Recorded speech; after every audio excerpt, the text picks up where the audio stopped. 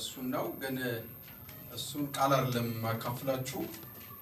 የማካፍላችሁ ማርቆስ ምዕራፍ 5 ላይ ነው ግን አንድ ጸሎት መጸለይ ስለምፈልግ በዚህ ቃል ላይ በእግዚአብሔር በአምላካችን ፊት እንጸልያለን። ክብር ለጌታ ይሁን። አሜን። አንድ ጊዜኛ ቸርች አንዲት ልጅ ጥቅስ በቃል እላለሁ አለችና እንደዚህ አለች፣ ብዙ ተባዙ ምድርን ሙሏት ይላችኋል አለች ማለት ነው።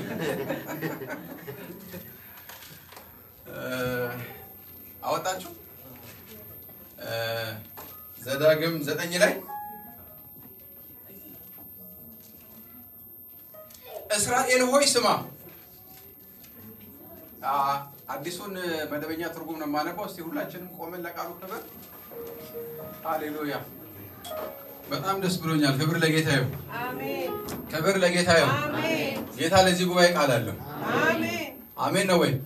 የእግዚአብሔር ቃል የባለስልጣን ዘመን የማያሻግራችሁ ሸለቆ የእግዚአብሔር ቃል ያሻግራችሁ። አሜን። እስኪ ጩና አሜን በሉ። አሜን። የእግዚአብሔር ቃል ባለሀብት ዘመድ የማያሳልፋችሁን ተራራ እግዚአብሔር ቃል ያሳልፋችኋል። አሜን። ክብር ለጌታ ይሁን። ቃሉን ላከ ምን አደረጋቸው? ከመከራቸው አዳናቸው። ሃሌሉያ። እንዲህ ይላል፣ እስራኤል ሆይ ስማ። ሰማይ ጠቀስ ቅጥር ያላቸው ምን አይነት ሰማይ ጠቀስ? እስኪ በሉልኛ። ሰማይ ጠቀስ ቅጥር ያላቸው ታላላቅ ከተሞች ያላቸው ካንተ ይልቅ ታላቅና ብርቱ የሆኑትን ሕዝብ አስለቀቀህ ለመግባት ዮርዳኖስን አሁን ትሻገራለህ። መቼ? እስኪ አሁን በሉ እስቲ። አሁን በሉ እስቲ። ኤናቃውያን ብርቱና ቁመተ ረጃጅም ሕዝቦች ናቸው። ስለነሱ ታውቃለህ። ማወቅ ብቻ አይደለም፣ ኤናቃውያንን ማን ሊቋቋማቸው ይችላል ሲባል ሰምተሃል። ኤናቃውያንን ማን ይችላቸዋል ሲባል ሰምተሃል። የሚኖሩበት ቅጥር በጣም ሰማይ ጠቀስ ነው ሲባል ይሁን እንጂ። ሃሌሉያ። እስኪ በሉልኝ እስቲ። ይሁን እንጂ። ጮክ በሉና ይሁን እንጂ። እቺ ነገር ግን ይሁን እንጂ ምናምን የሚባሉ ቃሎች ካሉ በቃ እንዴት ደስ ይላል መሰላችሁ። ከዛ ቀጥሎ ያለው ክብር ለጌታ ይሁን። ይሁን እንጂ እንደሚባል እሳት ከፊት ቀድሞ የሚሻገሩ አምላክ እግዚአብሔር መሆኑን ዛሬ እርግጠኛ ሁን። አሜን ነው ወይ? አሜን። ምኑን እርግጠኛ ሁን። የፈለገ ቅጥር ቢረዝም ሺህ ጊዜ ኤናቅ ቁመተ ረጃጅም ቢሆን የፈለገውን ያህል ኃይል ቢኖረው የፈለገውን ያህል ጉልበት ቢኖረው አንተ የምታመልከው አምላክ ለየት ያለ አምላክ ነው። አሜን። እንደሚባል እሳት ከፊት ምን ያደርጋል? ያልፋል፣ ይወጣል። እርግጠኛ ሁን። ስለዚህ ምን ያደርግልሃል? እሱ እነሱን ያጠፋቸዋል፣ በፊትም ድል ያደርጋቸዋል። አንተም እግዚአብሔር በሰጠ ተስፋ መሰረት ታስወጣቸዋለህ፣ ትደመስሳቸዋለህ። እሱ ብቻ አይደለም፣ እግዚአብሔር እችን ምድር እንድወርስ እግዚአብሔር ወደዚህ ያመጣኝ ከጽድቅ የተነሳ ነው ብለህ እንዳታስብ። ለምን? ከጽድቅህም ከልብህም ቅንነት የተነሳ አይደለም። ይሄን እንዳትረሳ። ምድራቸው ገብተህ የምትወርሳት እግዚአብሔር ለአባቶች ለአብርሃም፣ ለይስሐቅ፣ ለያዕቆብ የማለላቸውን ቃል ለመፈጸም ስለፈለገ ነው ይላል እግዚአብሔር ቃል። ክብር ለጌታ ይሁን። ክብር ለጌታ ይሁን። ክብር ለጌታ ይሁን። ጠላቶቻችንን የምናሸንፈው ጻድቅ ስለሆነ አይደለም፣ እግዚአብሔር አምላክ የኔና የናንተ አምላክ የኪዳን አምላክ ስለሆነ ነው። እስኪ ጩሁና አሜን በሉ። በጌታ በኢየሱስ ክርስቶስ ስም እጆቻችሁን አንሱ። አንድ ጸሎት ጸልያለሁ። በፊታችሁ ገደብን ያስቀመጠ ማናቸውም የገደብ ኃይል በኢየሱስ ስም የተመታ ይሁን። አሜን። በኢየሱስ ስም የተመታ ይሁን። በፊታችሁ ያለ ኤናቅ በኢየሱስ ስም የተመታ ይሁን። ከፍ ያለ በኢየሱስ ስም የተመታ ይሁን። ከፍ ያለ የተመታ ይሁን። ከፍ ያለባችሁ ነገር በጌታ በኢየሱስ ስም የተመታ ይሁን። የተመታ ይሁን። ኑሮ ተወዷል ሲባል ሰምተሃል። ሁኔታዎች አስቸጋሪ ናቸው ሲባል ሰምተሃል። የሰይጣን አሰራር በዚህ ምድር ላይ እንደ ጉድ ከፍ እያለ ነው፣ እየነገሰ ነው ሲባል ሰምተሃል። ይሄ ነጭ ነው፣ ይሄ ጥቁር ነው ሲባል ሰምተሃል። ሰምተሃል ዛሬ እግዚአብሔር ቃል በሰው ይሆንላችኋል በጌታ በኢየሱስ ስም እግዚአብሔር አምላክ ከፊታችሁ ቀድሞ ይወጣል እስቲ ቀድሞኝ ይወጣል በሉስ እስቲ ቀድሞኝ ይወጣል በሉስ በጌታ በኢየሱስ ስም እግዚአብሔር ቀድሟችሁ ይወጣል እግዚአብሔር ቀድሟችሁ ይወጣል የቱንም ያህል ሰማይ ጠቀስ የሆነ ቅጥር የሚመስል ነገር በፊታችሁ ቢቆም እግዚአብሔር ዛሬ ለዚህ ጉባኤ ቃል ልኮ ከሆነ በጌታ በኢየሱስ ስም እጸልያለሁ በኢየሱስ ክርስቶስ ስም የወደቀ ይሁን የተመታ ይሁን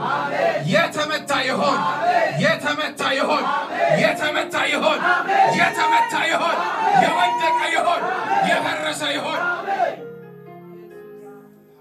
እግዚአብሔር ሆይ እጸልያለሁ በዚህ ጉባኤ ፊት የቆመ ማናቸውም አይነት እንደ ኤናቅ ከፍ ያለ እግዚአብሔር አምላክ ሆይ ሰማይ ጠቀስ የሆነ ቅጥር በሚመስል ነገር ሁኔታቸውን የከበባቸው ነገር ቢኖር እጸልያለሁ እግዚአብሔር ሆይ ዛሬ ከፊታቸው ከመውጣት የተነሳ ሁሉ ነገር ደልዳላ ሜዳ ስለሚሆን ሁሉ ነገር እጅ ስለሚሰጣቸው ጥሰው ስለሚገቡ ደምስሰዋቸው ስለሚገቡ ሰባብረዋቸው ስለሚገቡ አልፈዋቸው ስለሚገቡ አባት እግዚአብሔር ሆይ በኢየሱስ ስም አመሰግንሃለሁ አከብርሃለሁ ከፍ አደርግሃለሁ ክብርና ምስጋናን በጌታ በኢየሱስ ክርስቶስ ስም ላንተ ሰጣለሁ ህዝብህን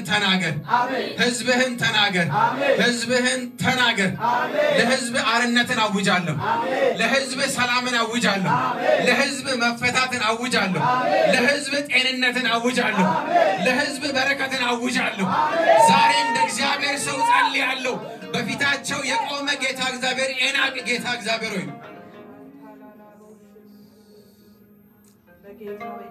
እግዚአብሔር ሆይ ይሄን ቃል ለዚህ ጉባኤ በእውነት ተናግረህ እንደሆን እጸልያለሁ በክርስቶስ ኢየሱስም በፊታቸው የቆመ ማናቸውም አይነት ተራራ በኢየሱስ ስም ሜዳ ይሁን ደልዳላ ሜዳ ይሁን የተሰባበረ ይሁን የፈራረሰ ይሁን የወደቀ ይሁን እግዚአብሔር ህዝብ ቃልን እንደሚገባ እንዳይሰማ እንዳያዳምጥ ጌታ እግዚአብሔር ሆይ በማስተዋል እንዳይሰማ በተለያየ መንገድ ህዝብን የሚቋቋም ማናቸውም አይነት አጋንንታዊ አሰራሮች ሁሉ በጌታ በኢየሱስ ክርስቶስ ስም ይወደቁ ይሁኑ በኢየሱስ ክርስቶስ ስም የተመቱ ይሁኑ በኢየሱስ ክርስቶስ ስም የፈረሱ ይሁኑ አባት ሆይ በጌታ በኢየሱስ ስም የቅዱስ መንፈስ ጌታ እግዚአብሔር አሰራር በዚህ ጉባኤ መካከል በክብር እንዲገለጥ በኃይል እንዲለቀቅ እኔ በኢየሱስ ክርስቶስ ስም ጸልያለሁ አባት ሆይ ስለ ሁሉ ተመስገን የሰጠንን ጊዜ በኢየሱስ ስም ባርክልን ሁሉን ለክብርህ አደረግነው በኢየሱስ ክርስቶስ ስም አሜን እንቀመጣለን ክብር ለጌታ ይሁን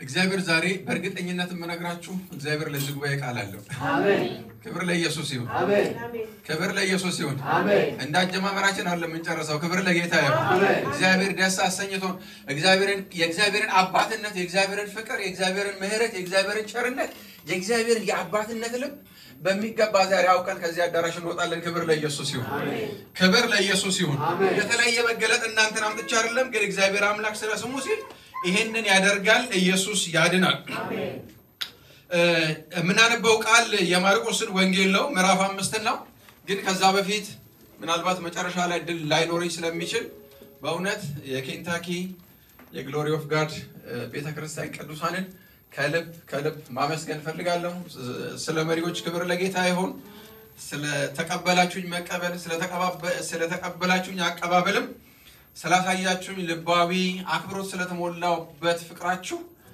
እግዚአብሔር አምላክ ይባርካችሁ ማለት ፈልጋለሁ ክብር ለኢየሱስ ይሁን ክብር ለኢየሱስ ይሁን ብዙ ቦታ ያላየሁትን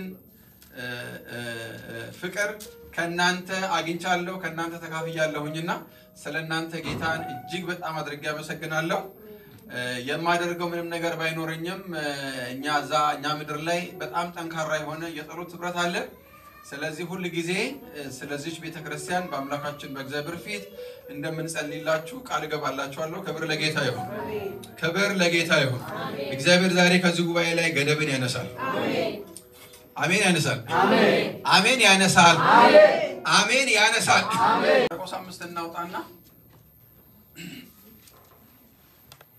ውሃ ብሰጡኝ ደስ ይለኛል መድረክ ላይ እስከምወጣ በጣም ነው የምፈራው፣ በጣም ነው የምጨነቀው። አስሬ ነው ባዝሩም የሄደው። ከወጣ በኋላ ነው ነፃ መሆን ነው።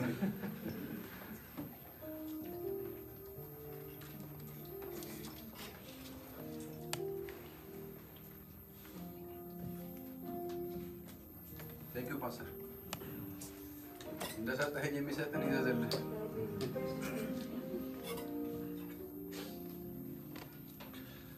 ማርቆስ ምዕራፍ 5 ከቁጥር 1 ጀምሮ ባህሩን ተሻግረው ጌርጌሴኖን ወደ ተባለ ሀገር መጡ። ኢየሱስ ከጀልባ እንደወረደ እርኩስ መንፈስ ያደረበት ሰው ከመቃብር ወጥቶ ሊገናኘው ወደሱ መጣ። ይሄ ሰው በመቃብር ቦታ ውስጥ የሚኖርና ማንም እንኳን በሰንሰለት ሊያስረው የማይችል ነበር። ብዙ ጊዜ በእግር ብረትና በሰንሰለት ይታሰር ነበር። ነገር ግን የእጁን ሰንሰለት ይበጥስ የእግር ብረቱንም ይሰብር ነበር። ማንም ይዞ ሊያቆየው የሚችል አልነበረም። በየመቃብሩ በየተራራው መሃል ቀንና ሌሊት፣ እስኪ ቀንና ሌሊት ወለሱ፣ ቀንና ሌሊት እየተዘዋወረ በመጮህ ሰውነቱን በድንጋይ ቆራረጥ ነበር። ይህም ሰው ኢየሱስን ከሩቅ ባየው ጊዜ ወደ እሱ ሮጦ ከፊቱ ተንበርክኮ ሰገደለት። በታላቅ ድምፅ ጮሆ የእግዚአብሔር ልጅ ኢየሱስ ሆይ እኔ ካንተ ምን አለኝ? እንዳታሰቃየኝ በእግዚአብሔር ይዣለሁ አለው። ይህንንም ያለው ኢየሱስ አንተ ርኩስ መንፈስ ከዚህ ሰው ውጣ ብሎት ስለነበር ነው። ከዚያም ኢየሱስ ስምህ ማን ነው ብሎ ጠየቀው። ብዙ ነንና ስሜ ሌጊዮን ነው አለው። ከሀገር እንዳያስወጣቸው አጥብቆ ለመነው። በአቅራቢያቸው ከሚገኝ ኮረብታ ላይ ትልቅ አሳማ መንጋ ተሰማርቶ ነበርና እርኩሳን መናፍስቱም ኢየሱስን ወደ አሳማዎቹ ስደደን እንድንገባባቸው ፍቀድልን ብለው ለመኑት። እሱም ፈቀደላቸው። እርኩሳን መናፍስቱ ወጥተው በአሳማዎቹ ገቡባቸው። 2000 ያህል አሳማዎች በገደሉ አፋፍ በመንደር ቁልቁል ወርደው በባህሩ ሰጠሙ። እረኞቹ ሸሽተው ሄዱ። ወሬውን በከተማ በገጠር አዳረሱት።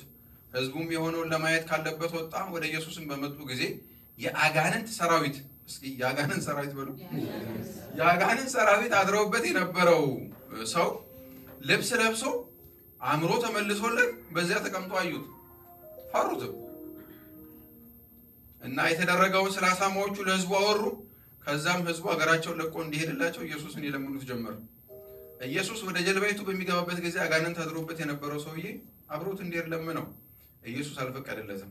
ነገር ግን እንዲህ አለው፣ ወደ ቤት ሂድ፣ ለዘመዶች ጌታ ምን ያህል ታላቅ ነገር እንዳደረገልህና ያሳየህን ምሕረት ንገራቸው አለው።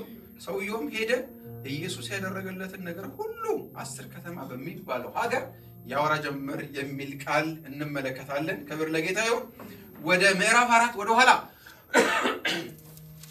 አንድ ምዕራፍ ወደ ኋላ ሄዳችሁ ስትመለከቱ መጽሐፍ ቅዱስ ሲናገር ጌታ ኢየሱስ ክርስቶስ በሚያገለግልበት ቦታ ላይ እጅግ ብዙ ሕዝብ እንደተሰበሰበ የእግዚአብሔር ቃል ይናገራል። በጣም ብዙ ሕዝብ ኢየሱስ ያለበት ቦታ ሁሉ ጊዜ ሰው አለ። ክብር ለጌታ ይሁን። የሚያገለግለው እሱ ነው።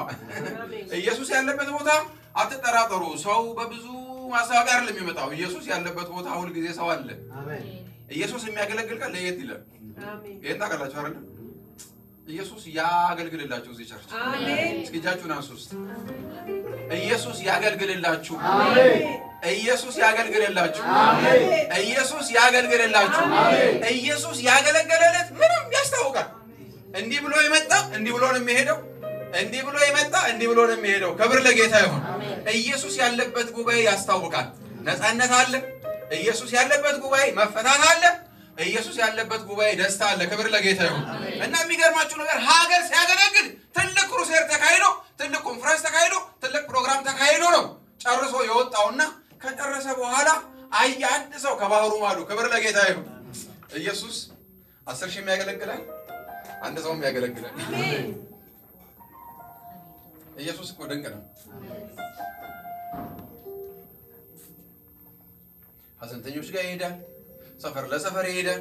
ኢየሱስ በነበረበት ጊዜ እግሩን ብታዩት እግሩ አቧራ ብቻ ነው። እንደኛ ዘመን አገልጋዮች አይደለም እሱ። እንደኛ ዘመን አገልጋዮች አይደለም ኢየሱስ። የእናንተን አላውቅም። እኛ ጋር የእግዚአብሔር ሰው ለመባል መስፈርቱ ልነግራችሁ ከምችለው በላይ። እኔ ይሄንን አይፎን 14 ይዤ ቴክሳስ ሄጄ እንዴት እንደተሸማቀቅኩ አትጠይቁኝ።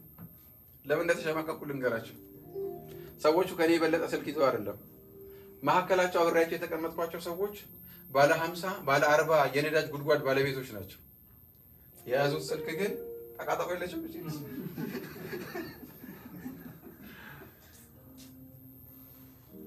በየቤታቸው በየግላቸው ቸርች ያላቸው ለነግራችሁ የማልችለው የመጨረሻ ለኔኝ ያሉ ሀብታሞች ናቸው። ግን የያዙት ስልክ ተቃጣቆ ያንደኛውማ የኛ የቦርድ አባል ወድቆበት መስታወቱ ቸፍቸፍ ብሎ በግድ የሚታይ ሞባይል ነው የያዘው። እኔ ደግሞ ከነሱ ጋር ስታንዳርድ እንጠብቃለሁ ብዬ ሞባይል ሳወጣ የነሱን ሰዓት ቀስ ብዬ ሞባይል ሁለተኛ ላውጣው ከዛ በኋላ ለካሰው ልኩን ሲያቅ ማንነቱን ሲያቅ እንዴት እንደሚኖር እንዴት እንደሚወጣ እንዴት እንደሚገባ ያውቃል። የሚነዱት መኪና የመጨረሻ በኋላ ቀር የድሮ መኪና። ግን የሚገርማችሁ ነገር አፍሪካ ሀገር ሰዎችን ለመርዳት ድሆችን ለመርዳት የሚልኩትን ገንዘብ አትጠይቁኝ። ቸርች ለመስራት ስንት ብር እንደሰበሰባችሁ አላውቅም። እዛ ግን 100,000 150,000 ቼክ እየጻፉ የሚሰጡት ማለት ነው። ለነገራችሁ ማልችለው የሚኖሩት ኑሮ ግን የመጨረሻ ሲምፕል የመጨረሻ ሲምፕል። እኛ ጋር ግን የእግዚአብሔር ሰው መለኪያው የሚይዘው ሞባይል የሚነዳው መኪና ስንት ጭሎል ያለ መሰላችሁ? ለነገር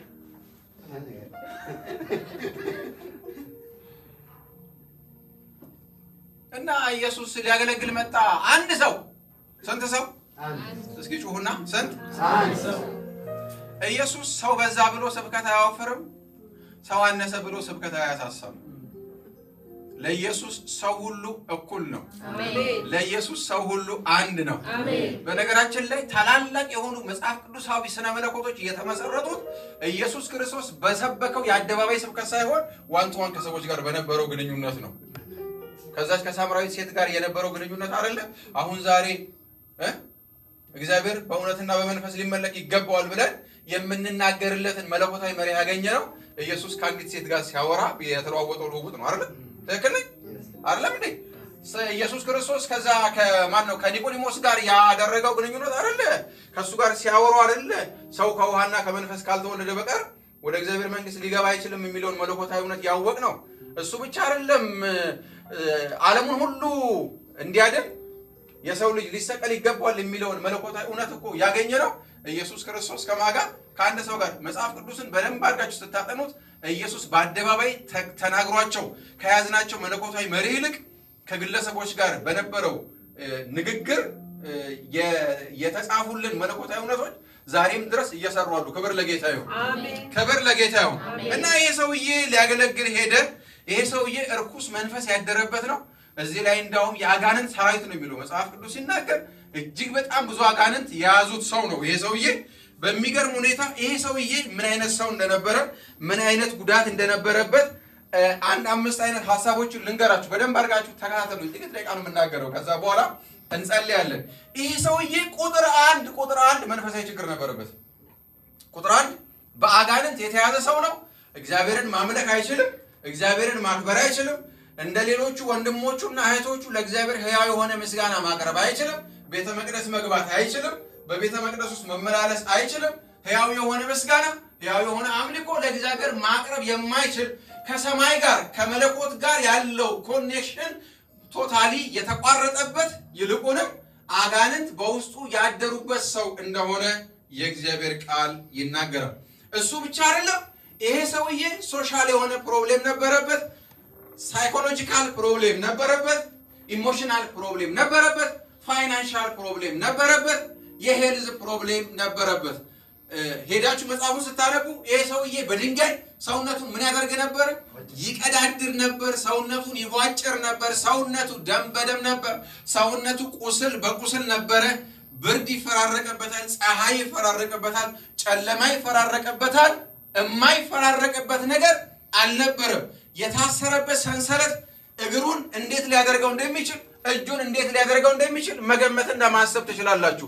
ይሄ ሰውዬ ጤንነቱ ፈጽሞ ጥሩ አልነበረም። ከገጠመው መንፈሳዊ ችግር የተነሳ ጤንነቱ ራሱ ከፍተኛ የሆነ ጉዳት የነበረበት እጅግ በጣም ቁስል በቁስል የነበረ ሰው እንደሆነ ትመለከታላችሁ።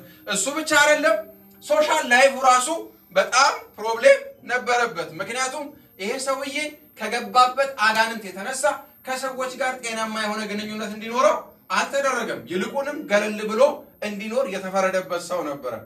ይሄ ብቻ አይደለም፣ ይሄ ሰውዬ ካለበት ማህበራዊ ችግር የተነሳ ሚስት ማግባት አይችልም፣ ልጅ ሊወልድ አይችልም፣ ጤናማ የሆነ ማህበራዊ ህይወት ሊኖረው አይችልም። ከሰዎች ጋር ጤናማ መስተጋብር ሊኖረው ያልቻለ ደግሞም የማይችል ሰው እንደሆነ የእግዚአብሔር ቃል ይናገራል። ይሄ ሰውዬ ሳይኮሎጂው በጣም የተጎዳ፣ ከሰው የተገለለ፣ ማንም ሰው ፍቅር ሊሰጠው የማይችል፣ ማንም ሰው ሊያስጠጋው የማይችል፣ ሁሉ ሰው ያገለለው፣ ሁሉ ሰው ያራቀው ሰው እንደሆነ የእግዚአብሔር ቃል ይናገራል።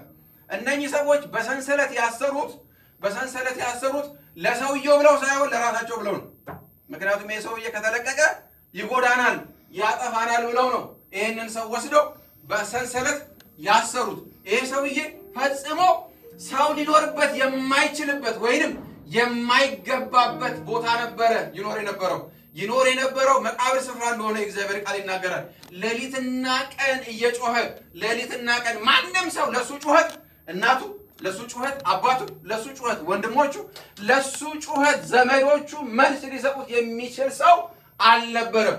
ይሄ ሰው ኢሞሽኑ ይጎዳ እንጂ፣ ሳይኮሎጂው ይጎዳ እንጂ፣ ሄልዙ ይጎዳ እንጂ፣ ፋይናንሱ ይጎዳ እንጂ፣ ስፒሪቹዋል ነገሩ ይጎዳ እንጂ አንድ ነገር ያደርግ ነበር። መጽሐፍ ቅዱስ እንደሚናገር ሌሊትና ቀን ምን ያደርግ ነበር?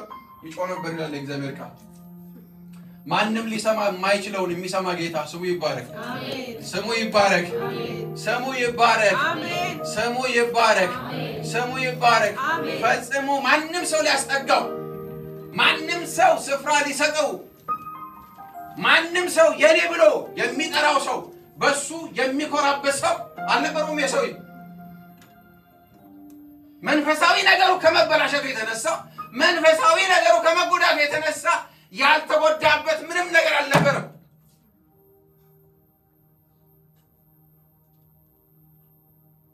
ዛሬ ሰይጣን ጠግ ያሰጣችሁ ሰዎች ካላችሁ እግዚአብሔር ነፃ ያወጣችኋል። አሜን። እስኪ ጮህና አሜን በሉ። አሜን።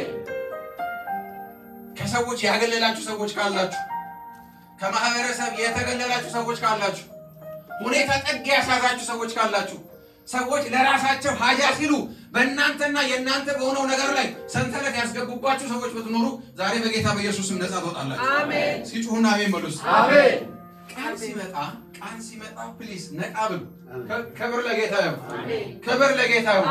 ሳይድ ኢፌክት የሌለው መድኃኒት እኔ ያየሁት በዚህ ምድር ላይ ይሄ ቃል ብቻ ነው። አሜን። እስኪ ጮህና አሜን በሉ። ይሄ መድኃኒት ሳይድ ኢፌክት የለውም። አሜን። ክብር ለጌታ ይሁን። ክብር ለጌታ ይሁን። የእውነት እኮ ነው የምነግራችሁ። ቀደም የጸለይኩበትን የጸሎት ርዕስ ታስታውሳላችሁ? ሰምተሃል እንዲህ እንደሆነ፣ ሰምተሃል እንዲህ እንደሆነ፣ ሰምተሃል እንዲህ እንደሆነ፣ ሰምተሃል እንዲህ እንደሆነ እግዚአብሔር ተናገረኝ በዚህ ቃል። ኦኬ እቺን ቃል ያስኩኝና አሜሪካ ኤምባሲ ዲቪ ማነው ቪዛ ላስመታ ሲሄድ ሰምቻለሁ። ቪዛ ቶሎ እንደማይሰጡ ሰምቻለሁ። እንደሚያመላለሱ 10 ጊዜ ገብተው የወጡ ሰዎች አሉ። እማቃቸው ሰዎች አሉ። 10 ጊዜ አይናቸውን እያየ ካልተናገር አይመቱልህም። ሰምቻለሁ። ከደበርካቸው አይመቱልህም። ሰምቻለሁ። ነገር ግን ጥያቄና መልስ የሚሸጡ ሰዎች እንዳሉ ታውቃላችሁ። እስኪ የገዛ እዛ የምትጠየቁትን ጥያቄ ደርድረው እንደዚህ መልሱን በዚህ ጋር ደርድረው በገንዘብ ትገዛላችሁ። ሰምቻለሁ እንደማይሰጡ፣ እንደሚያመላልሱ፣ እንደሚያንከራትቱ ሰምቻለሁ። ነገር ግን እኔ እገባለሁ፣ እግዚአብሔር ቀድሞኝ ይገባል። አሜን ነው ወይ? ይሄን ቃል ይዤ ነው የገባሁት ኤምባሲ። ስገባ 20 ሰከንድ አልቆየሁም። 20 ሰከንድ ሰውየው ፊቴንም አላየው። ኮንግራቹሌሽን ጎጎ ኔክስት አለኝ ማለት ነው። እውነት ነው ነገር ነጭ ወረቀት ሲሰጠኝ ማለት ነው። 20 ሰከንድ እኮ ነው የማወራቸው። እኔ የከበደኝ ሰውየው ፊት መቅረብ ሳይሆን ሰልፉ ነው። የእግዚአብሔር ቃል ሲመጣ ሊሰራ ይመጣል። አሜን። እስከሚን በሉስ አሜን። የእግዚአብሔር ቃል በሉ የእግዚአብሔር ቃል ዛሬም ይሰራል። ዛሬም ይሰራል። የእግዚአብሔር ቃል በሉስ የእግዚአብሔር ቃል ዛሬም ይሰራል በሉስ ዛሬም ይሰራል። ወገኖቼ ሰው ያገለለው ሰውዬ ቀንና ሌሊት የሚጮኸው ሰውዬ የናዝሬቱ ኢየሱስ ከጌርጌሴኖን ማዶ እዛ ሩቅ እያለ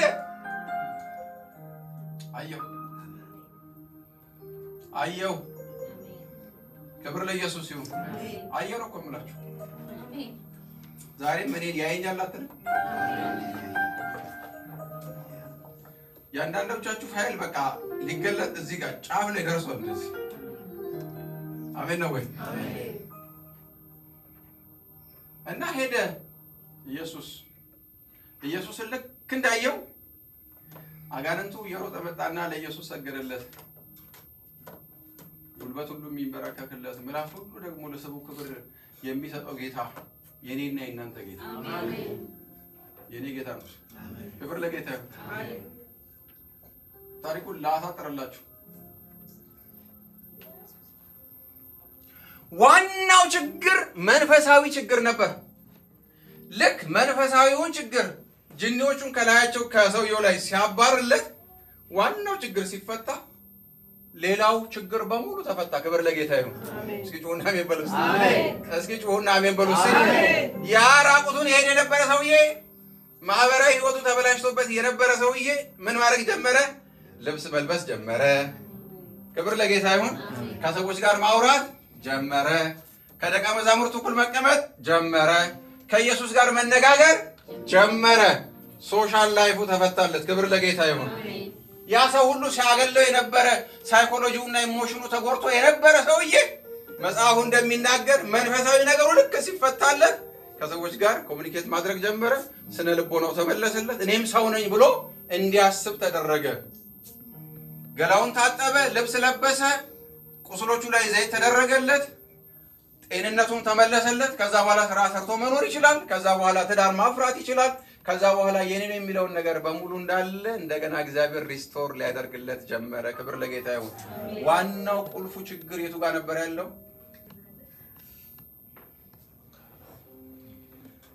ወገኖች ኢየሱስ ይህን ሰው ነፃ አወጣው። ሁሉ ነገራችሁን ከሰው ጋር አታያይዙ ያልኳችሁ ለዛ ነው። ሰው ስፒሪቹዋል ነገሩ ከተስተካከለ ሁሉ ነገሩ ይስተካከላል። የዓለም የጤና ድርጅት አንድን ሰው ጤናማ ነው የሚለው ቆሞ ስለሚረር ነው። የዓለም የጤና ድርጅት ጤነኛ ሄልዚ የሚለውን ቃል ሲተረጉመው አንድን ሰው የተባበሩት መንግስታት ድርጅት ጤነኛ የሚለው ኢሞሽናሉ፣ ሳይኮሎጂው፣ ፋይናንሻል ስታተሱ፣ ማህበራዊ ስታተሱ፣ ስፒሪቹዋል ነገሩ ጤናማ ሆኖ ሲገኝ ነው ጤነኛ የሚለው እንጂ ቆሞ ስለሄደ ብቻ ጤነኛ። እርግጠኛ ነኝ ማናችንም እንኳን አንደር ኳሊፋይድ ነን በዚህ መስፈርት መሰረት፣ ግን በጌታ ቸርነት አለን። ክብር ለጌታ ይሁን። እስኪ ጩሁና አሜን በሉ። እውነት አይደለም? እውነት እኮ ነው የማወራችሁ። ገንዘብ ኖሯችሁ ሳይኮሎጂያችሁና ኢሞሽናችሁ ከተበላሸ ምን ይጠቅማችኋል? ገንዘብ ኖሯችሁ ጤንነታችሁ ከተቃወሰ ምን ይጠቅማችኋል? ጤንነት ኖሯችሁ ደግሞ ኔፓ ከሆናችሁ ያው ነው ዞሮ ዞሮ። በኢየሱስ ግን ሙሉ ነን። አሜን። እስኪ ጩሁና አሜን በሉ። አሜን። በኢየሱስ ግን ሙሉ ነን። ክብር ለጌታ ይሁን። የሚገርማችሁ ነገር ይሄን ሰውዬ ጌታ ኢየሱስ ክርስቶስ ነገር ዓለሙን ሁሉ መንፈሳዊ ነገር ሲለቀቅ ጤንነቱ ተለቀቀ፣ መንፈሳዊ ነገሩ ሲለቀቅ ገንዘብ ተለቀቀ፣ መንፈሳዊ ነገሩ ሲለቀቅ ማህበራዊ ህይወቱ ተለቀቀ። ስለዚህ ዛሬ እግዚአብሔር የሚናገራችሁ ነገር አንድ ነገር ነው። መንፈሳዊ ነገራችሁ ላይ ስራ ሰሩ። ገሌናት ገሌ ነው በዚህ ገብቶ በዛ ወጥቶ የሚል ነገር ውስጥ አትግቡ። ስፒሪቹዋል ነገራችሁ ከተስተካከለ እመኑኝ፣ ይሄ ቃል የታመነ ነው። ስፒሪቹዋል ነገራችሁ ከተስተካከለ ሁሉ ነገራችሁ ይስተካከላል። አሜን። እና ይሄ ሰውዬ ነፃ ወጣ፣ ወደ ልቡ ተመለሰ፣ ልብስ ለበሰ፣ ከሰው ጋር ማውራት ጀመረ። ያ የሚሸት ማንም ሰው የማያስጠጋው መቃብር ለመቃብር ይዞር የነበረ ሰውዬ ከሰው ጋር ተቀላቀለ። ክብር ለጌታ ይሁን። እና ኢየሱስ ወደ ጀልባው ገብቶ ሲሄድ ጊዜ እንዴ ይሄንንማ ትቶኝማ ሄድም ማለት ሰውዬው እንዴ ይቀላል። እኔ አብሬ መሄድ ፈልጋለሁ አለ ኢየሱስ። እዛኝ እንዳትሄድ ኢየሱስ እንደዚህ ያለው አንተ ከኔ ጋር አትሄድም። ይልቁኑ ሂድና እግዚአብሔር እንዴት እንደማረክ እንዴት እንዳዳነ እንዴት እንደፈወሰ ሂድና ለዘመዶች አውራ። ካንተ የሚጠበቀው አንድ ነገር ብቻ ነው። የተደረገልህን ምህረት የሆነልህን ነገር ብቻ አውራ። እሱ በቂ ነው አለው ኢየሱስ። የሚገርማችሁ ነገር ጌታን በተቀበለ በተፈወሰ 10 ደቂቃ ባልሞላ ጊዜው ሰውየው ወንጌላዊ ሆኖ ሄደ። ክብር ለኢየሱስ ይሁን። አሜን። እንዲህ አለው ጌታ እንዴት እንደማረ እንዴት ቸርነት እንዳደረገልህ አውራላችኋለሁ። ክብር ለኢየሱስ ይሁን። ጌታ እንዴት እንደማረ ጌታ እንዴት ቸርነት እንዳደረገልኝ አንድ ታሪክ ልነግራችሁ ፈልጌ ነው። እኔ ያደግኩት ጠንቋይ ቤት ውስጥ ነው፣ የሚካደምበት ቤት ውስጥ። እናቴ ጠንቋይ አውሊያ ነበር የምታመልከውና እኛ ቤት በቀን 4 ጊዜ ነው ቡና የሚፈላው። 3 ጊዜ ይፈላል። አንዳንዴ የአዳር ፕሮግራም ሲኖር ታውቃላችሁ፣ አዛም ባላር አለ። አዳር ፕሮግራም ሲኖር ደግሞ 4ኛ ቡና ይፈላልና በቀን 4 ጊዜ ነው ቡና የሚፈላው። የመጀመሪያው ቡና እንትኑ ስር ነው የሚደፋው፣ እኛ ቤት በራችን ስር የመጀመሪያው ቡና በኩራቱ እዛ ጋር ነው የሚደፋውና እኛ ቤት ውስጥ ቡና ቀርቦ የመጀመሪያው ቡና ቀርቦ ቡና እስኪቀዳ ድረስ ያለው ጸጥታ ፌደራል ፍርድ ቤት እንኳን የለም። ጸጥ ረጭ ነው። ጸጥ ረጭ። ምክንያቱም ትንፍሽ ማለት አይጠበቅብህም። ምክንያቱም እለፈልፋለሁ ብትል እኔ ማን እንደሚመታ አትጠይቀኝ። ሼክ ሁሴን ይሁን ሰይድና ከድር ይሁን ሼክ አንበሶ ይሁን አለ ደግሞ ወደ ሰሜን አካባቢ ያለው ገብሬ ይሁን ብቻ የትኛው መጥቶ ልጅ ነኝ ብላችሁ የተቀመጠውን ይሄ የበቆሎ እንትን አለ አይደል ፈንዲሻ ልጅ ነኝ ብላችሁ ሄዳችሁ ዘገደ ስታረጉ እጃችሁ አይደርስም እንትኑ ጋር የወረት ቆረብ ነገራችሁ ብለህ አድርጎ መሬት ፈጣፍታችሁ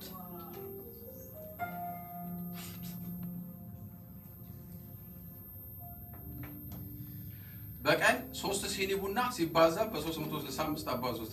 በአመት እኛ ቤት በራፍ ላይ በውጭ በኩል ደግሞ አይደለም የሚደፋው፣ በውስጥ በኩል ነው የሚደፋውና እኛ ቤት ስትመጡ የኛ ቤት ጠረን ቡና አይደለም የሚለው አተላ ነበር የሚለው። ጥንባቱ የቡናው ሽታ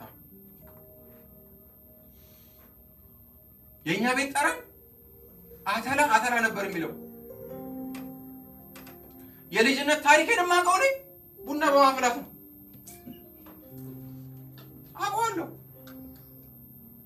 ዛሬ ግን ታሪኬ ተቀይሯል። ስሙ ይባረክ፣ ስሙ ይባረክ። ማዘር እባብ ታመልካለች። እኛ ቤት የእባብ ማት ይመጣል። ድሬዳዋ ምግብ ሲበላ መሬት ላይ ነው አይደል? በትሪ መሬት ላይ ነው ተሰብስበን የምንበላውና እዚህ እንደናንተ ሀገር በሶሎ አይደለም እና እዛ ጠረጴዛ ማን ነው መሬት ላይ ነው የሚደረገው። ቁጭ ብለን ምግብ እየበላን እፉኝት ከየት እንደመጣ ማናውቀው እፉኝት ዘሎ ትሪው ላይ ይወጣብናል። እማወራው ስለ እባብ አይደለም ስለ እፉኝት ነው የማወራችሁ። እፉኝት መጥቶ ከየት እንደመጣ ማናውቀው እፉኝት መጥቶ ጠረጴዛችን ትሪያችን ላይ ቁጭ ስትተኙ እባብ በላያችሁ ላይ ሄደ። በቃ ምን ብዬ ልንገራችሁ፣ እባብ ማዘር በሌለችበት እንዲህ ነው የገደልኩት። እንዲህ አንድ ቀን ቁጭ ብለን ነጭ እባብ መጣ። እዚህ ጭንቅላቱ ላይ ልክ እንደ የሆነ ጥቁር ነገር ያለው ይሄ ባቄላ አናቱ ላይ ጥቁር ነገር አለ። ልክ እንደሱ አይነት ነገር እዚህ ያለው ነጭ እባብ መጣ። ከዛ መጣና ልክ አጠገባችን ሲደርስ ድንጋይ ሳነሳ ቶ አለችኝ ማዘር። ስማለችው ማንም አይነካም ይሉ ለመጣበት አለችው። በእውነት በጌታ ፊት ነው የማወራቸው። ከእባብ ጋር ትነጋገር ነበር ማዘር እና እባቡ ሰምቷት ፊቱን አዙሮ ሄዶ ወደ ጫካ ገባ ማለት ነው። አያታችን ድሬድ ይሄ ምንድነው ጉድሮ የሚባል ነገር ጀርባው ድረስ ነው ያለውና መንፈስ መጥቶ የሆነ ነገር ካናደደው ስፒሪቱ ይመጣና ብድግ አድርጎት እንዲያያችሁ ጁው ብሎ ልክ ማን ነው ስፓይደርማን ብድግ አድርጎ ዛፍ ቅርንጫፍ ጫላ ወስዶ ያስቀምጠዋል። ይሄ የሚወዛወዝ ቅርንጫፍ አለ ሊወድቅ እንደዚህ ቢል ግንድ ላይ እንኳን አይደለም ሄዳችሁ እንዳታወርዱት። እናንተ ሄዳችሁ እሱን ለማንሳት ብትጠጉ ተያይዛችሁ አብራችሁ ነው ተቀንጻችሁ ብትወድቁት እና ወስዶ እዛ ላይ ያስቀምጠዋል። ማን ያወርደዋል? የሾላ ዛፍ የሚባል ታውቃላችሁ? ኧረ ታውቂያለሽ ሁሉ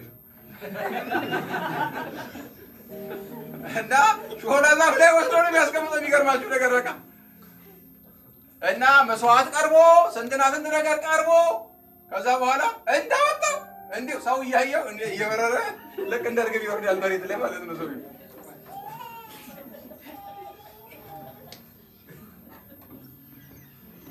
የአባቴ ዘሮች የበግ ስጋ ይብሉ፣ የእናቴ ዘሮች የፍየል ስጋ ይብሉ።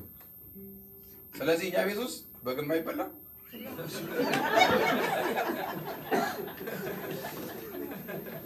ሳቁ ምን አለባችሁ?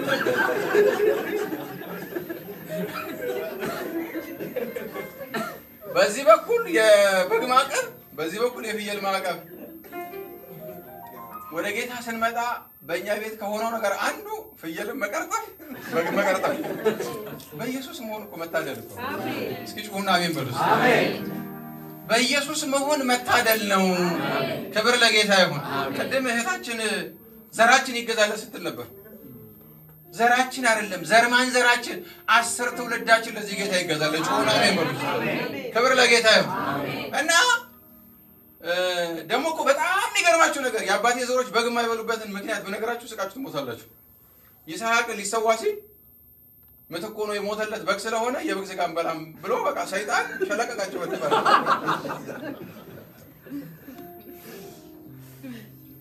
እና እናቴ አንድ ወንድምና አንድ እህት ነው ያለው። እና ወንድሜ ያገባው የአባቴን ዘሮች ነው። እና የፍየል ስጋ እዛ ይበላል አይደለ? በግ ነው የማይበላው። እና ሄዶ የፍየል ስጋ በልቶ መጣ።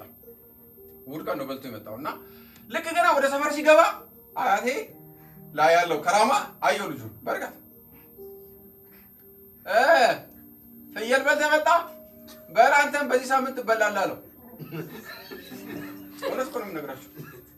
አጎቴ ገባ፣ ሰኞ ዕለት ታመመ፣ ማክሰኞ ዕለት ሆስፒታል ተወሰደ፣ ሮብ ዕለት ሞተ፣ ሐሙስ ዕለት ተቀበረ። የእናቴ አንድ የቀረቻት እህት ነበረች። በዚህ ዓመት ላሟ ትተርፋለች፣ ጥጃዋ ትሞታለች። የሚቀጥለው ዓመት ግን ጥጃዋ ትተርፋለች፣ ላሟ ትሞታለች አሉ። እና የሚገርማቸው ነገር እህቷ ስትወልድ ምጥ ላይ ልጁ ሞተ፣ እናትየዋ ተረፈች። የሚቀጥለው ዓመት ላይ አረገዘች እናትየዋ እንደገና። የሚገርማቸው ነገር ወሊድ ላይ እናትየዋ ሞተች፣ ልጁ ተረፈ ማለት ነው። እንዲህ አይነት ነፍሰ ገዳይ ለገዛ ልጁ የማይራራ እንዴት አይነት ጨካኝ የሆነ ነፍሰ ገዳይ የሆነ ስፒሪት ነበር እኛ ቤት ሰራ ነበር። እና ማዘር ላይ አውሊያ አለ። ማዘር የምትለው ነገር የማትሰሙ ከሆነ በቃ ምን ብዬ ልንገራችሁ የሚፈጠረው ነገር በህይወታችሁ። ልጅ ነኝ ኳስ ልጫወት ምናምን አይሰራም እኛ ጋር። እና አንድ ቀን ኳስ አማረኝና ልጫወት ስሮጥ ና ተመለስ አለችኝ ማለት ነው ማዘር። አበባ ግዢ ተጫውቼ ልምጣ ምናምን ብዬ ስሮጥ ጊዜ እንደዚህ አለችኝ። ኦኬ ሄድካው ይከተሉ አለቻ። ማዘር ይከተሉ ካለች ማን እንደሚከተሉ ልነግርህ አልችልም። እውነት እኮ ነው የምነግራችሁ ማን እንደሚከተላቸው። ከዛ ሄድንና ኳስ ተጫወትንና ቁጭ ስንል ለካ የላከቻቸው ማዘር የላከቻቸው አጋንንቶች የገቡበት አንድ በግ ነበረ። ይሄ ቤት ውስጥ የሚቀለብ በግ የለም። አፍንጫው ትልቅ የሆነ ላቱ መሬት የሚደርስ በግ፣ ትልቅ በግ ሲዋጋ ታውቃላችሁ አይደል? ወደ ኋላ ነው የሚደረደረው። እና አይቼዋለሁ ወደ ኋላ ሲሄድ በጉ። እና ለማን እንደሚሄድ ነው ያላወቁት እንጂ በግ ወደ ኋላ ሲሄድ አይቻለሁ። የሚገርማችሁ ነገር እዛ ከተሰበሰብን ሰዎች መካከል ለይቶ ፀጉሬ አሁን መላጣ አይደለም፣ ለሚቀጥለው ስመጣ መላጣ ሲሆን አሳያለሁ። ያው ከጀርባ ጭንቅላቴን አንድ በዚህ ጋር ሲለኝ በዚህ ጋር ሄጄ ከመሬቱ ጋር ደሜ እንደዚህ ወርዶ ልብሴ በሙሉ እንዳለ ደም በደም ሆኖ በዚህ ብቻ የተመታሁበት አይደለም የተተረተረው፣ በዚህ በግንባሬም ሄጄ ከመሬቱ ጋር ተጋጭቼ ስንት ሰዓት ሙሉ ራሴ እንደሳትኩኝ አላውቅም። እግሬን አንከብክበው ይዘውኝ ወደ ቤት። ትዝ ይለኛል ማዘር በሰመመን ውስጥ ሆኜ እሰይ ተከተሉ ሰረ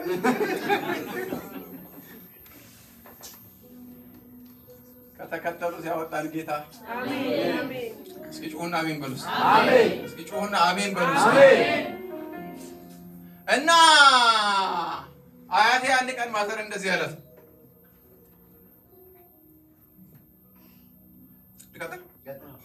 ለቀጥል አንቺማ ሳይሽ የጣበሽ መስለልኝ አያቴ እንደዚህ ያለ አንድ ቀን ስሚኝ አላት። እንትኑ ልክ ስፒሪቱ ለቆት ሲሄድ ኖርማል አይደለም የሚሆኑት። ማዘር ገጠር ሄዳ ሲጫወቱ እንዲህ አላት፣ ስሚኝ ልጄ እኔ ማምለጫ የለኝም፣ መትረፊያ የለኝም፣ ግን ኦግሌው ወንዝ ሻገረና እሄዳለሁ እያለ ነው፣ ድሬዳዋ እሄዳለሁ እያለ ነው።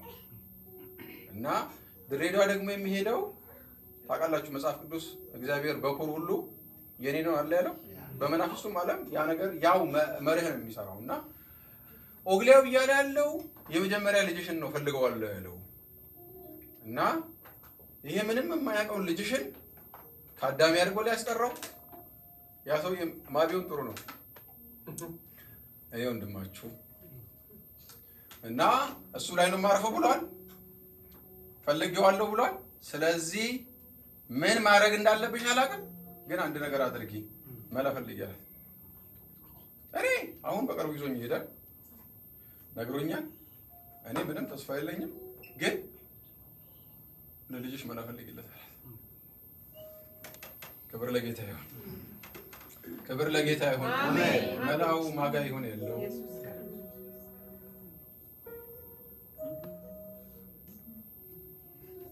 ተመችተሽኛል አባ። እና የሚገርማችሁ ነገር መላ ፈልጊ አላት። ከዛ ማዘር ጨነቃት፣ ጌታን አታውቅ። ከዛ በኋላ የአጎቶቿ ልጆች ወሊሶ የሚባል ከተማ አሉና ሄደች እነሱ ጋር። እዛው ወደ ገጠር ነው ሄደችው። አባቴ እንደዚህ ያለኝ መላ ፈልጊ ያለኝ፣ መላ አለው ወይ ይሄ ነገር አለች። አዎ አለው፣ መላ አለው። ልጄ ተርፍልኛል፣ ልጄ ያመልጥልኛል። አዎ መላው ምንድን ነው አለቻቸው። መላው ኢየሱስ ይባላል።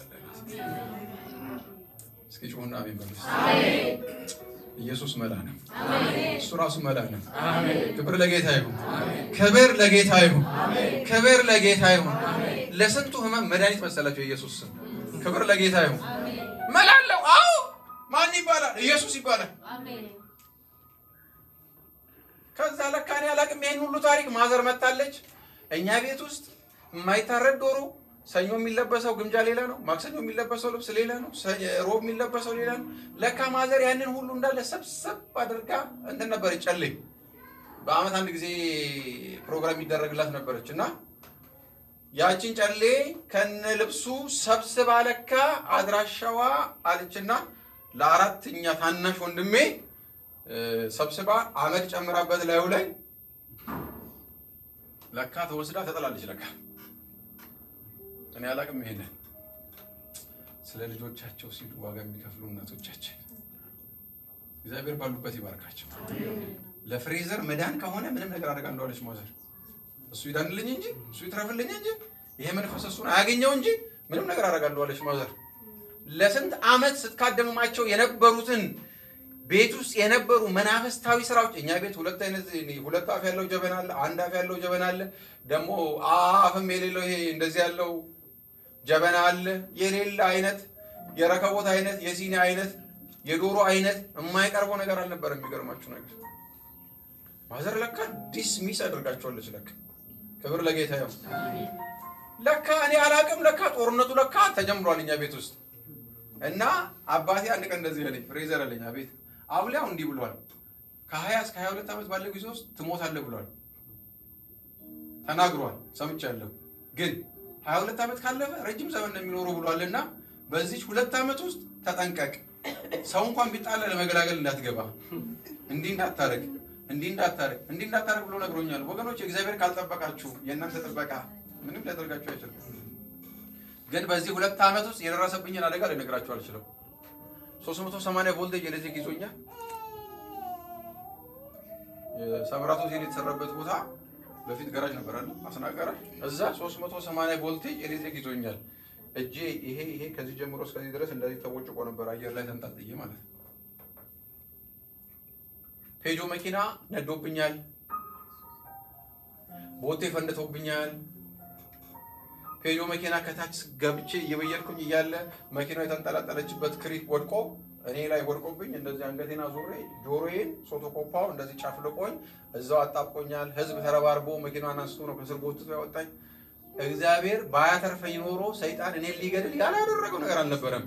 እኔ አንድ ነገር ልንገራችሁ፣ ያለ ጊዜያችሁ አትሞቱም። እስኪ ቀኛችሁን አንሱ። እስኪ ያለ ጊዜ አልሞትም በሉ። እስኪ ያለ ጊዜ አልሞትም በሉ። እግዚአብሔርን አገልግዬ እግዚአብሔርን አምልኬ እኔ ሲደርስ ለእግዚአብሔር ክብር ሰጥቼ እሰበሰባለሁ እንጂ ሰይጣን አይበላኝም በሉ።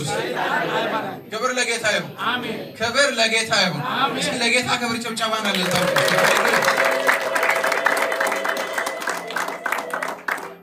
እና ልክ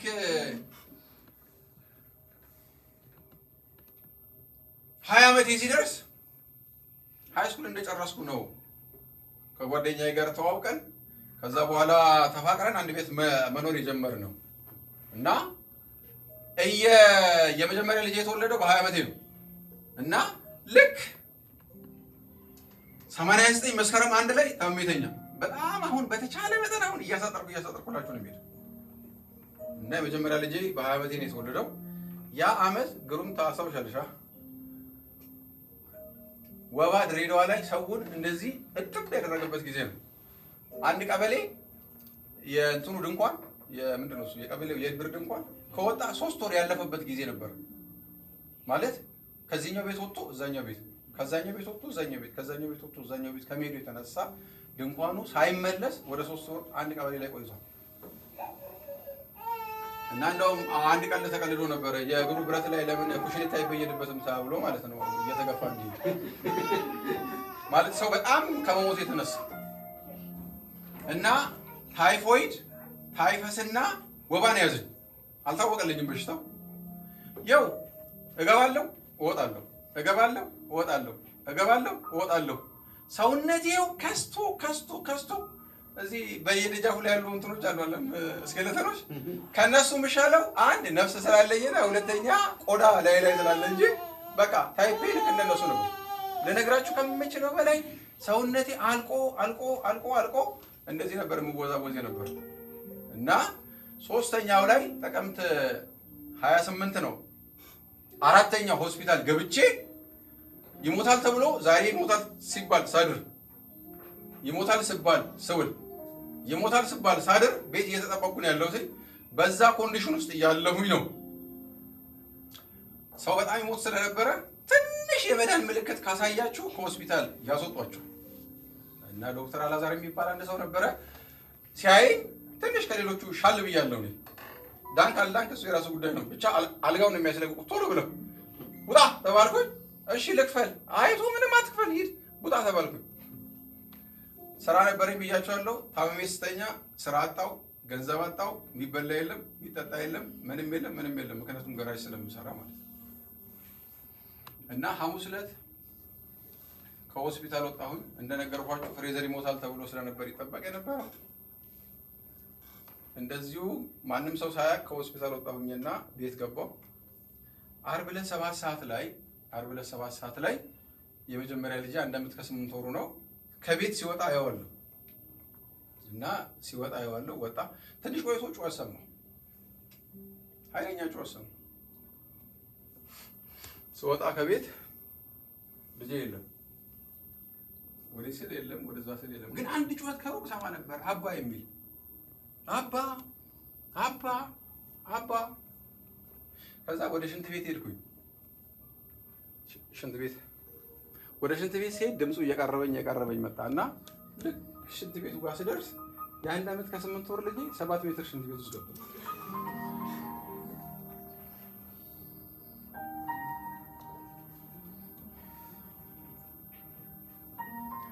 7 ሜትር ሽንት ቤት ውስጥ ለ5 ዓመት የተጠቀምንበት ሽንት ቤት ነው። እዛ ሽንት ቤት ውስጥ ሆኖ ይጮሃል። ምን እያለ በሉልኝ እስኪ በሉ እስቲ አባ አባ አባ። የሚያውቀው ቃል አንድ ብቻ ነው። እሱ ምንድነው? ያን ዓመት ከ8 ወር መናገር አይደል? አጣልቀስ ፍጻሜውን ስለምታውቀው እና ይጮሃል በረደኝ። በኔ ቦታ በቶንም እንደሚሰማሽ ምን እንደሚሰማሽ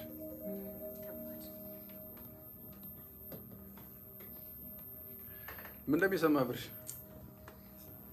ሃሌሉያ እንትን ከበራ ሽንት ቤቱ ከላይ የባቡር ብረት 4 አለበት። የባቡር እንትን አለ አይደል? ይሄ ባቡር የሚሄድበት 4 አለ። ከሱ ላይ ደግሞ አርማታ ፌሮ ከላዩ ላይ አለበት። ፈጽሞ ይሄ ልጅ ከዛ ሽንት ቤት ውስጥ በህይወት ሊወጣ የሚችልበት ምንም አይነት አክሰስ አልነበረው። ግን እንዲህ ያለ ይጮሃል። አባ ሆዴ ለብቻው እንደዚህ በረደኝ ነው ቁምላችሁ። በቃ ተንቀጠቀጠ ሰው እንደዚህ። ከዛ ወደ ቤት ገባውና እንዲህ አልኩኝ። ሁሌ ወንጌል ሲመሰከርልኝ እንዲህ እላለሁ፣ ጳውሎስን የጠራህ ጌታ፣ ሳውል ብለህ የጠራህ ጌታ እኔ በስሜ ጥራኝ፣ በስሜ ፍሬዘር ብለህ ጥራኝ እንጂ አልመጣም ነበር ብለው ሁሉ ጊዜ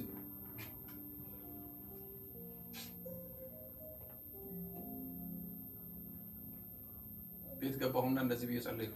እግዚአብሔር ሆይ ከዛሬ ጀምሮ እከተልሃለሁ፣ ከዛሬ ጀምሮ አመልክሃለሁ። ይሄንን ልጅ እንዳወጣው እርዳኝ፣ የሚሞትም ከሆነ ጽናቱን ስጠኝ ብዬ በእግዚአብሔር ፊት እችን ቃል ተናገርኩና ወጣሁ። ክብር ለጌታ ይሁን። አሜን። ክብር ለጌታ ይሁን። አሜን። ክብር ለጌታ ይሁን። አሜን። የምነግራችሁ ልክ ከቤት ስወጣ ከዚህ ቀደም ተለማምጄ የማላቀው ኃይለኛ የእግዚአብሔር ክብር በላይ ላይ ያለፈ። ክብር ለጌታ ይሁን። እስኪ ጩሁና አሜን በሉ። የእውነት እኮ ነው የምነግራችሁ። ሰው የእግዚአብሔር ክብር ወረደብኝ ሲል የሚገባኝ ያ ቀን ነው እኔ ጌታን የተቀበልኩለት። ምክንያቱም ሌላ ሰው ነበርኩኝ ከቤት ስወጣ። ልክ እኛ ቤት ጩኸት ሲሰማ ሰው ልጄ ፍሬዘር እያለ ነጠላ እያሸረጠ ምናምን ነገር እየሮጡ ይመጣሉ። እኛ ቤት ሲደርሱ ሌላ ነው ታሪኩ። ማዘርን ሁልጊዜ እንደዚህ ይሏታል፣ የካድሻ ጨሌ ገና ብዙ መከራ ታመጣብሻለች፣ ስለዚህ ቶሎ ብለሽ ጨሌሽን አንቺ ይሏት ነበር። እኔ ሐኪም ቤት ስመላለስ እሷ ናት እንደዚህ እያደረገችብሻለች። ማዘር እንደዚህ ትላለች፣ ይግደለው እንጂ ይሄን ጨሌ አለስ። ከዛ ልጄ ሽንት ቤት ውስጥ እያለ ተሰብስበው መጡ። የሰፈር አሮጊቶች መጡና ማዘር እንደዚህ ያሏት፣ ስሚ አንቺ አበበች፣ አቤት፣ ይኸው ገና አንቺ ማአት ልታመጭብን ነው እዚህ ሰፈር ላይ፣ ስለዚህ ቶሎ ብለሽ አሁን ግቢና ተለማመኝ፣ ይቅርታ ጠይቂያት፣ ጨሌሽን አንቺ አሏት ማዘርን። ማዘር እንደዚህ አለች፣ እግዚአብሔር ይባርካት ባለችበት። አሜን አሜን። እንደዚህ አለች ማዘር፣ ሲፈልግ እዛ ሽንት ቤት ውስጥ ድብን ይበል እንጂ እቺን ጨሌ አላነሳም። የፈለገ ነገር ይምጣ። ደግሞ የሚሞት ልጅ እግዚአብሔር አልሰጠኝም። ካተረፈልኝ ያተርፈልኛል፣ ከሞትም ይሞታል እንጂ በምንም ታምር ይሄን ጨሌ አላነሳም ማለች ማዘር። ክብር ለጌታ ይሁን። ክብር ለጌታ ይሁን። ይሄ መንፈስ በኢየሱስ ስም ያገኛችሁ። አሜን። ሲጩሁና አሜን በሉ። አሜን። እና ከዛ በኋላ ገመድ መጥቷል፣ ዶማ መጥቷል፣ አካፋ መጥቷል፣ መንሰላል መጥቷል። ያልመጣ ነገር የለም ቤት ውስጥ። ሽንት ቤቱን ደግሞ ራሴ ነኝ የሰራሁትኝና አውቀዋለሁ ብረት ቤቱ ጋር እንደተቀመጠ። በጣም እኮ ቀጭነት እኮ እንዴት ልጁ፣ በእርግጥ ልጁ ራሱ አልገባም፣ ሰው ነው የከተተው ልጁ ሽንት ቤት ውስጥ። ምክንያቱም ሄዶ ግድግዳ ጥግ ነው የተወረወረው። ቢገባ ኖሮ ራሱ በጭንቅላቱ ነበር ሄዶ እንደዚህ የሚገባው እንጂ በሁለት እግሩ አይገባም። እንደዚህ በስነ ስርዓት እግሩን እንደዚህ አመቻችቶ ምናምን አይገባም ልጁ። እና እዛ ውስጥ ሆኖ ግን እሱ አንድ ነገር ይላል፣ አባ። እስኪ አባ በሉ እስኪ፣ እስኪ ከፍ ባለ ድምፅ እስኪ አባ በሉ እስኪ፣ አባ በሉ እስኪ። ይጮሃል አባ እያለ የሚያውቀው አንድ ቃል ነው። እሷኑ አክቲቭሊ ይጠቀምባት ነበር። እና ኦልሞስት 15 ደቂቃ አለ። 15 ደቂቃ አካባቢ ሲሆን የሚገርማችሁ ነገር ቤታችን ውስጥ የዚህን ጉባኤ 6-7 እጥፍ የሚሆን ህዝብ ነው ያለው። ግቢያችን በጣም ትልቅ ነው እና በጣም ብዙ ህዝብ ነው የተሰበሰቡ። የሚገርማችሁ ነገር እና መጨረሻ ላይ ያ ሁሉ ሰው በተሰበሰበበት መካከል አንድ ድምፅ ጆሮዬ ውስጥ ገባ። ያ ሁሉ ሰው በተሰበሰበበት እኔ ብቻ የሰማሁት ማንም ሰው ያልሰማው አንድ ድምፅ ጆሮዬ ውስጥ ገባ። አትፍራ ልጅህ አይሞትም የሚል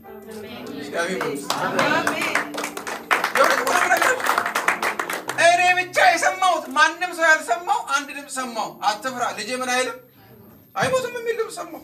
ክብር ለጌታ ይሁን። ልቤ ኩራት አለው። ክብር ለጌታ ይሁን። በቃ ልጄ እንደማይሞት አውቅኝ ይዛሳል። ክብር ለጌታ ይሁን። ከዛ በኋላ ሄድኩ ሽንት ቤት። የእጅ ባትሪ ሁሉ መጥቷል። ሽንት ቤት ሲሄድ ባትሪ አብርቼ ወደ መሬት እንደዚህ ሳይ ልጄ ሽንት ቤት ውስጥ ገብቶ ቆሞ ሽንት ቤት ይሄ የመሬት ስበቱ እንዳለ ጥልቅ ብሎ ተነስቶ ቆሞ ሰገራው አለ አይደል እንዳለ ጭንቅላቱን ፊቱን እንዳለ ሸፍኖት እስከ አንገቱ እዚህ ጋር ነው ያለው። የቀረችው አንገቱ ናት። በዛች በቀረችው ግን ይጮህ ነበር። እኔ ትልቅ ሌሰን ይሆንልኝ ይሄ ሁኔታው ችግር መከራ አንገቱ ድረስ ነው ያለው፣ ግን እሱ እንዲያለ ይጮሃል። እኔ አንድ ነገር ልንገራችሁ፣ የፈለገ ችግር የፈለገ መከራ ቢደራረብባችሁ ልምከራችሁ፣ አባበሉና ጮሁ። አሜን ነው። ተስፋ አትቁረጡ። በምንም ተአምር የቱንም ያህል ነገር በላያችሁ ላይ ፎቅ ቢሰራባችሁ ችግር የቱንም ያህል ቢደራረብባችሁ እኔ ልንገራችሁ፣ አባ ብለው ለሚጮሁት እግዚአብሔር መልስ አለው።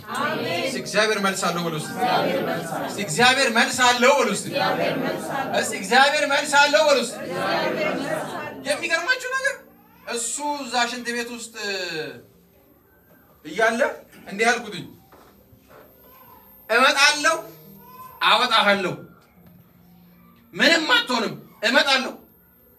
አሁን እመጣለሁ ምንም አትሆንም፣ ምንም የሚገባው ነገር የለም። እሱ ያለበት ከስምንት ወሩ ልጅ ምን ብሎ ይመልስላችሁ? ባይገባውም ግን አንድ ነገር ነገርኩት፣ እመጣለሁ አልኩት። አትፍራ የሚለውን ድምፅ ከሰማሁ በኋላ በቃ ልቤን ኩራት አለው፣ ደስ አለኝ፣ እንደማይሞት እርግጠኛ ሆኜ እና እንትኑን መስበር ጀመርን። እንዳልኳችሁ የሰራሁት እኔ ነኝ ብያቸዋለሁና በአንዱ የባቡር ሀዲድ ብረትና በአንዱ መካከል ያለው መቀመጫ አንዱ ብረት እዚህ ጋር ነው ያለው፣ አንዱ ብረት እዚህ ጋር ነው ያለው። እቺ ናት እንትኗ መቀመጫውና ሽንት ቤቱን እናፍርሰው ካለን ልጁን እዛው ልንገለው ነው። ስለዚህ ማድረግ የነበረብን ምንድነው? እሱ በዛችሁ በብረቷ ልክ ትንሽዬ ማስፋት ነበርና ሰፋናት። ከዛ ወደ ቤት ገባሁና የጨርቅ ሱሪ ነበር የለበስኩት፣ የጂንስ ሱሪ ለበስኩኝና ወጣሁ። ምን ልትሆን ነው አለ።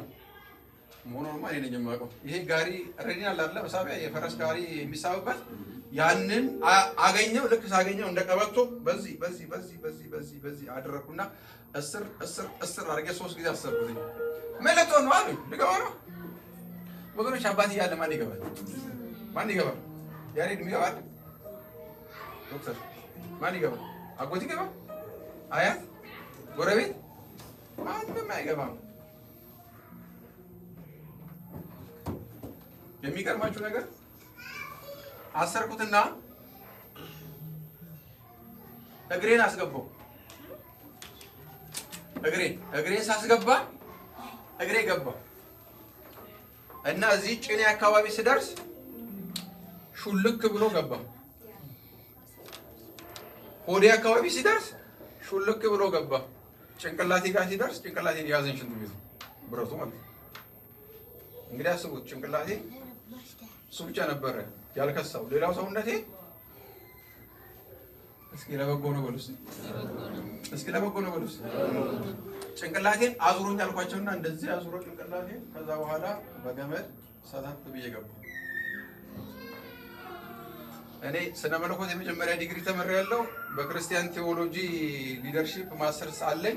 አንድ ነገር የሚገባኝ ነገር ይሄ ነው።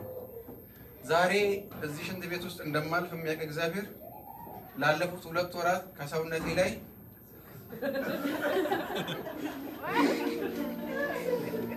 እስኪ ጩሁና ለበጎ ነው በሉ እስኪ፣ እስኪ ለበጎ ነው በሉ እስኪ። ወገኖቼ እኔ ልንገራችሁ፣ ሰይጣን ለምንም ነገር ያምጣው፣ እግዚአብሔር ግን ለበጎ ያደርግላችሁ። እስኪ ጩሁና አሜን በሉ። ክብር ለጌታ ይሁን፣ ክብር ለጌታ ይሁን። የሚገርማችሁ ነገር ሽንት ቤት ውስጥ እየወረድኩኝ ያለው 7 ሜትር ትዝ የሚለኝ እሱ ነው። ለካ እግዚአብሔር አዋቂ ነው። እስቲ እግዚአብሔር አዋቂ ነው በሉ። እስቲ እግዚአብሔር አዋቂ ነው በሉ። የሚገርማችሁ ነገር ሰተት ብዬ ሽንት ቤት ውስጥ ገባው። ልጅ አጠገብ ስደርስ አይኑ ውስጥ ያየሁትን ነገር በህይወት ዘመኔ ሁሉ አረሰው። አስባችሁታል? በብዙ ናፍቆት በእግዚአብሔር ፊት ጮኻችሁ እግዚአብሔር ድንቅና ታምራት አድርጎ ወደ ህይወታችሁ ሲመጣ የሚሰማችሁ ስሜት አባ ነው ያለኝ ብቻ እሱ። እንዳልኳችሁ ሙሉ ሰውነቱ እንዳለ ሰገራ ብቻ ነው። እጄን አስገባሁና ሳነሳው በጣም ከበደኝ። ሰውነቴ ለራሱ አልቋል። እንደገና እሱ ያን ሁሉ ነገር ተሸክሟል። አነሳሁና ወደ ላይ አስቀመጥኩት። እዚህ ጋር ለምን ያስቀመጥኩት ይመስላችኋል? ይመለስልኛል? ይሄ ልጅ የቱንም ያህል ቢቆሽሽ፣ የቱንም ያህል ቢሸት፣ የቱንም ያህል ቢገማ፣ የቱንም ያህል ቢበሰበስ ይሄ ልጅ ለኔ ምን ነው? ምን ነው ለኔ? ምን ነው ለኔ? ይሄ ልጅ ከስጋዬ ተካፍሏል፣ ከአጥንቴ ተካፍሏል፣ አይደለም? ከነፍሴ ተካፍሏል፣ ከደሜ ተካፍሏል። ያልተካፈለው ነገር የለም። የቱንም ያህል ቢቆሽሽ ይሄ ልጅ ለኔ ምን ነው? ልጅ ነው።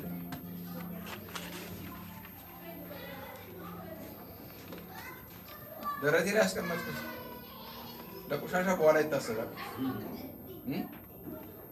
ልጄን አቀፍኩት። ከዛ በኋላ ሳቡኝ አልኳቸው። ሳቡኝ።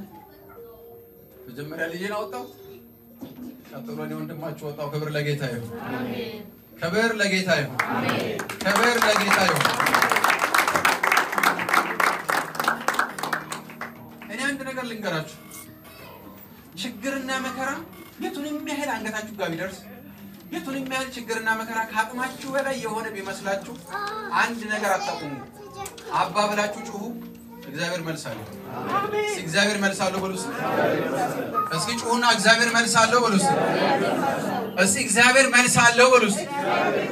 አንዳንድ ጊዜ የምታልፉበት ስቃይ፣ አንዳንድ ጊዜ የምታልፉበት መከራ ከባድ ቢመስልም ነገር ግን እግዚአብሔር በዛ በእናንተ መከራ ውስጥ ግን አልፎ ለብዙዎች የሚተርፍ ታላቅን ነገር እግዚአብሔር ያደርጋል። ክብር ለጌታ ይሁን። ክብር ለጌታ ይሁን። የሚገርማችሁ ነገር ሁለተኛዋ ልጅ ስትወለድ ቤት ውስጥ 29 ብር ነው የነበረው። ስንት? እስኪ ባሉልኝ። 29 ስንት ብር? 29 ብር። እና እንደ አጋጣሚ ምጥ ጀምሯት ስለነበረ አዋላጅ ከሰፈር ተጠርቶ መጣ። ከዛ በኋላ አዋላጇ መጣችና ወዲያ ወለደች። እና ስንት ነው እሱ ብዬ ስላቸው ጊዜ 30 ብር ነው አሉ። እኔ ያለኝ ስንት ነው? ሴትዮዋ የጠየቁኝ ስንት ነው? ከዛ በኋላ እንደዚህ ሆነ። ሴትዮዋ ማዘር 9 ብሯን በዚህኛው ኪሼ ደበኩና 20 ብሯን አወጣውና ማዘር እኔ በጣም እያመመኝ ነው ያለው፣ መድኃኒት 60 ፍሬ ታዞልኝ ይኸው እየወሰድኩ ነው ያለሁት፣ ይኸው መድኃኒቱ ካላመኑኝ ይኸው መድኃኒት እና ኪሼ ውስጥ ያለኝ 20 ብር ነው ብዬ ስላቸው ጊዜ ሴትዮዋ እንደዚህ ያሉ፣ እስኪ እሱ መድኃኒት አምጣው አሉኝ። አዩት አዋላጇ። የሚገርም ነገር ሐኪም ይሄን መድኃኒት አዞልኝ ፈልጌ አጥቼው ነበር አሉኝ። እና አልኳቸው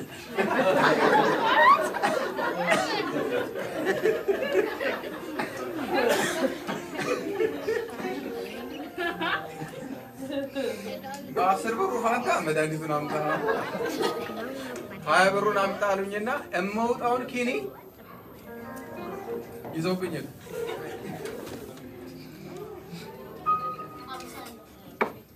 የሚገርማችሁ ነገር እኔ ዛሬም አለ እሳቸው እንደለመዱት አንዲት ልጅ ሲያስወርዱ ልጅቷ ሞተችባቸውና እስር ቤት ገብተው እዛው ሞቱ። እሳቸው የምታልፉበት መከራ የቱንም ያህል አስቸጋሪ ቢሆን፣ የምታልፉበት መከራ የቱንም ያህል ከባድ ቢሆን እግዚአብሔር ግን መውጫን ያደርግላችሁ። ክብር ለጌታ ይሁን። አሜን። ከዛ ቀጥሎ ደግሞ የሁለት ልጆቼ እናት ጥላኝ ሄደች። ከዛ በኋላ ሰው ወደ ጌታ ሄደች ማለት ነው። ሞተች። በህይወቴ ውስጥ ተፈራርቆ የነበረውን ችግርና መከራ ልነግራችሁ ከምችለው በላይ ግን እግዚአብሔር ከሁሉ እጅ አዳነኝ። አሜን። ክብር ለጌታ ይሁን። አሜን። ክብር ለጌታ ይሁን። አሜን። ክብር ለጌታ ይሁን። አሜን። ክብር ለጌታ ይሁን። አሜን። ከዛ በኋላ ነው እግዚአብሔር አምላክ እንደገና እከሳለሁ ብሎኝ እግዚአብሔር አምላክ በቀደም ያሬድ ሲናገር እንደሰማችሁት እንደ ሳራ አይነት ሚስት ደግሞ ጌታ ይሰጠኝና ይባርከኝ። ክብር ለጌታ ይሁን። አንድ ነገር ልንገራችሁ።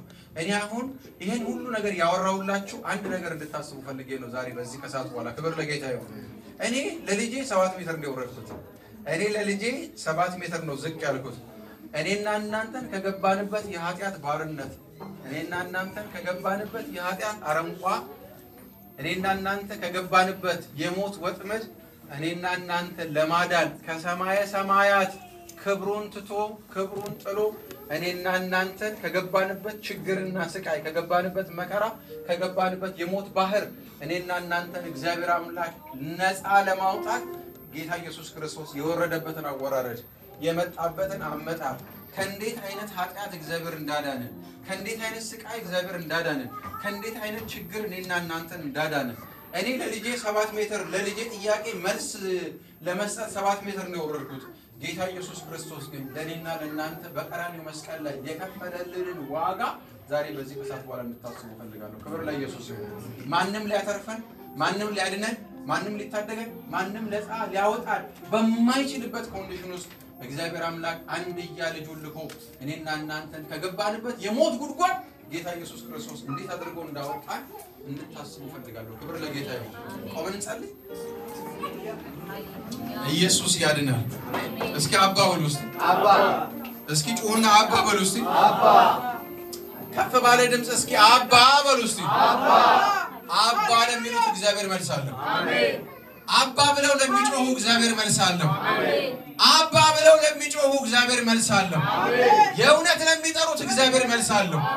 የከምር ለሚጠሩት እግዚአብሔር መልስ አለው። ክብር ለኢየሱስ ይሁን። እስኪ እጆቻችንን እናንሳና እስኪ አባን በሉ እስቲ ጌታ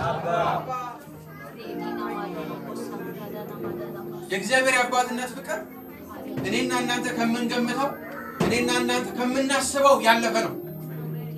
እግዚአብሔር ጥልቅ ፍቅር አለው ለኛ። አሜን። ሸተቱ ብሎ ማይተው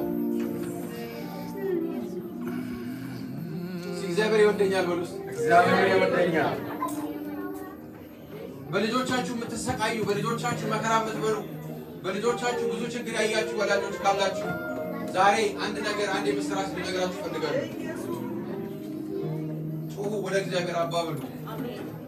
የኔን ልጅ ነፃ እንዳወጣ እግዚአብሔር ልጆቻችሁንም ነፃ ያወጣል። አሜን። የኔን ልጅ ጌታ እንደታደገ የእናንተንም ልጅ ጌታ ይታደጋል። አሜን። ልጆቻችሁ በተለያየ ችግር፣ በተለያየ ወጥመድ፣ በተለያየ አስቸጋሪ ነገር የገቡባችሁ ወላጆች ካላችሁ ዛሬ ለእናንተ አንድ የምስራች አለኝ። አባ በሉናችሁ እግዚአብሔር ነፃ ያወጣላችሁ። አሜን። እግዚአብሔር ይታደግላችሁ። አሜን። እግዚአብሔር ይታደግላችሁ።